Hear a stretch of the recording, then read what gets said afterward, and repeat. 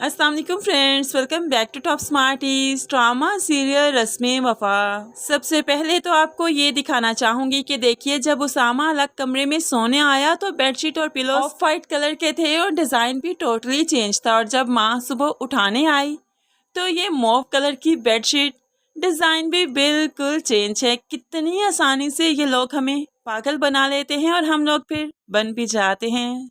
नूर तो फवाद के सदमे से ही बाहर नहीं निकल रही। आज उसका बर्थडे है। उसकी पिक्चर को पकड़कर पहले अच्छी तरह से साफ करती है और फिर उसामा के साथ उसकी कब्र पर भी गई। कब्र पर फूलों का चढ़ावा चढ़ाया और काफी देर यहाँ पर आंसू बहाती रही। इसके बाद वो अपनी हाला से भी मिलने चाहती है। हाला के गले लगकर भी बहुत रोई। हाला भी तो फवाद को बहुत याद कर रही थी। वो भी अपने दिल का सारा गुबार उतारती है और आंसुओं में बहा देती है। और बाद में नूर को समझाते हुए कहने लगी, अगर मरने वालों के साथ बेटा मरा जाता ना तो मेरा तो इकलौता बेटा था, कोई और सहारा ही नहीं। मेरे और राशिद की कमाई का वही तो वाहिद जरिया था, हमारे बुढ़ापे का सहारा। तो सोचो, मैं तो उसके साथ मर गई होती, लेकिन देखो तुम्हारे सामने जिंदा हूँ, जी रही हूँ। इसका मतलब है मरने वालों के साथ मरा नहीं जाता। तुम भी फवाद की यादों को साइड पर रखकर उसामा पर तवज्जो दो, उसको उसके हकूक दो, उसके साथ खुश रहना सीखो।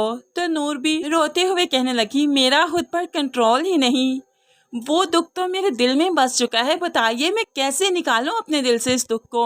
मैं उसके साथ बेवफाई करने का सोच भी नहीं सकती। ये कहते ही वो काफी रोने लगी।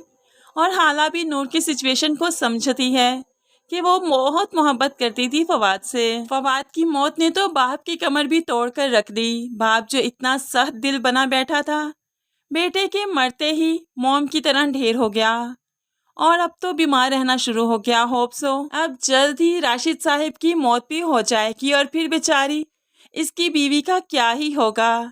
माँ बेटियां दोनों किस दरवाजे पर जाएंगी। दूसरी तरफ उसामा है कि वो बार बार अलिशा से माफी मांगता है ताकि उसकी बहन का घर खराब ना हो। और अलिशा बार बार उसे मोहब्बत की दुहाइयां देते हुए शर्मिंदा करती रहती है। जब ये सब कुछ सुनती है तो अपने ही आप में शर्मिंदा है। तभी तो वो उसामा को समझाने की कोशिश करती है कि तुम मुझे छोड़ दो, अलिशा से शादी कर लो। उसामा का हाथ पकड़ते हुए उसकी हमदर्द बनकर उसे समझाने लगी तो उसामा की नजर एकदम से हाथ पर पड़ती है और फिर नूर की भी। तो फिर नूर जल्दी से हाथ छुड़वा लेती है, जिस पर उसामा को गुस्सा भी आया कि सिर्फ हाथ पकड़ने पर ही जल्दी से क्यों छुड़वा लिया इसने, जबकि दोनों का मुकम्मल हक है एक दूसरे पर।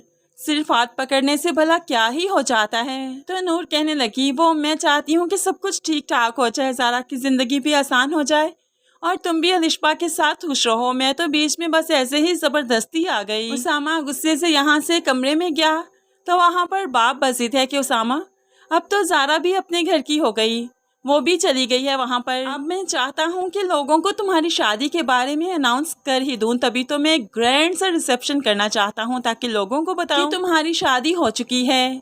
ऐसे में उसामा भड़कते हुए कहने लगा, कैसी शादी अबू जिसमें हम ही खुश नहीं, जिसमें हमने एक दूसरे को माना ही नहीं, तस्लीम ही नहीं किया और कोई भी शादी से खुश नहीं, तो फिर लोगों को बताने का क्या फायदा, उनके सामने ड्रामा करने का भला क्या फायदा। ये कहते हुए उसामा अपने कमरे में चला गया। और इस बार होप्सो के नूर अपने मामू के सामने कुछ तो शर्मिंदा हो ही जाएगी और अब के बार वो उसामा को अलग कमरे में जाने का भी नहीं कहेगी और उसके साथ अपना रिश्ता ठीक करने के बारे में भी सोचेगी।